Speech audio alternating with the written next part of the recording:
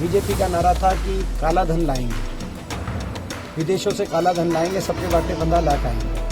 मगर वो नारा थोड़ा सा हमने गलत समझने में आ गया। वो था कि जिसका काला धन विदेशों में पकड़ा जाएगा, जैसे एक का पकड़ा गया, हमारे हरियाणा में भी उपचुनाव हुआ, उनको बीजेपी में ज्वाइन कराएंगे और काले धन को रातों रात सफेद धन बनवाएंगे। ये है कांग्रेस के राज्यसभा सांसद दीपेंद्र हुड्डा, जिन्होंने एक बार फिर से काला धन को लेकर बीजेपी सरकार और कुलदीप बिश्नोई पर हमला बोला है। अब आप ये सोच रहे होंगे कि दीपेंद्र हुड्डा को अचानक काले धन की याद कहां से आ गई, तो चलिए हम आपको बताते हैं। दरअसल हाल ही में हुए आदमपुर उपचुनाव में कांग्रेस को हार का सामना करना पड़ा और कांग्रेस को यह हार कोई और नहीं बल्कि कांग्रेस के ही पुराने साथी कुलदीप बिश्नोई ने दी। दरअसल कुलदीप बिश्नोई कुछ महीने पहले ही कांग्रेस का हाथ छोड़कर बीजेपी का दामन थामा था, जिसके बाद सोमवार को दीपेंद्र हुड्डा ने बीजेपी को एक नारा याद दिलाते हुए कहा कि बीजेपी कहती थी कि काला धन लाएंगे और सबके खाते में 15 लाख आएंगे, लेकिन ये नारा हमने गलत समझ लिया था।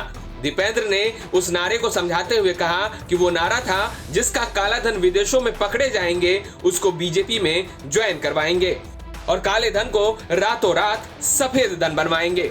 इसके साथ ही दीपेंद्र हुड्डा ने बीजेपी पर यह आरोप लगाया है कि बीजेपी ईडी और दूसरी सरकारी एजेंसियों और मुकदमों का डर दिखाकर नेताओं को बीजेपी में शामिल किया जाता है। दल बदल कानून को और भी सख्त बनाने का जिक्र करते हुए दीपेंद्र ने कहा कि दल बदल कानून सख्त होना चाहिए, लेकिन बीजेपी ऐसा कभी नहीं करेगी। क्योंकि ये बीजेपी नहीं लाएगी, क्योंकि दल बदल कौन करा रहा है? केंद्रीय जांच एजेंसियों के बड़े बड़े आपराधिक मुकदमों के डर दिखाकर जो है भाजपा में लोग ज्वाइन कराए जा रहे हैं। बीजेपी का नारा था कि काला धन लाएंगे, विदेशों से काला धन लाएंगे, सबके बाटे 15 लाख आएंगे। मगर वो नारा थोड़ा सा हमने गलत समझने में आ गया। वो था कि जिसका काला धन विदेशों में पकड़ा जाएगा, जैसे एक का पकड़ा गया, हमारे हरियाणा में भी उपचुनाव हुआ, उनको बीजेपी में ज्वाइन कराएंगे और काले धन को रातों रात सफेद धन बनवाएंगे और भ्रष्टाचार से मुक्ति दिलवाएंगे। तो ये कानून मेरी जानकारी में नहीं है कि वैसे आ जाए तो बहुत अच्छा है। दल बदल नहीं होना चाहिए। आदमी को अपने जो भी उसकी विचारधारा है जो है उस विचारधारा के साथ रहना चाहिए। राजनीतिक जीवन में उतार चढ़ाव भी आते हैं। राजनीतिक पार्टियों का जो है लोगों में लोकप्रियता ग्राफ बढ़ता है, कभी कम होता है। ये पार्टियां आएंगी जाएंगी, लेकिन आदमी का जो कैरेक्टर है, जो आदमी का उसमें कहीं ना कहीं स्थायित्व होना चाहिए। तो इस तरह कोई कानून आना चाहिए देश में, मैं ये कहूँगा।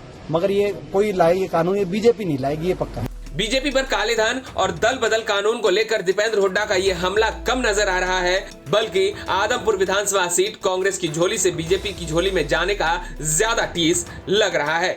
बता दे, दीपेंद्र हुड्डा बहादुरगढ़ के सैनी स्कूल में स्वर्गीय निहाल सिंह की प्रतिमा का अनावरण समारोह में पहुंचे थे, जहां उन्होंने आगे आने वाले नगर परिषद चुनाव में कांग्रेस के भाग लेने की बात कही। हालांकि कुछ महीने पहले हुए नगर परिषद चुनावों में कांग्रेस ने प्रत्यक्ष तौर पर भाग नहीं लिया था। बहादुरगढ़ से प्रथम शर्मा के साथ ब्यूरो रिपोर्ट, हरियाणा तक।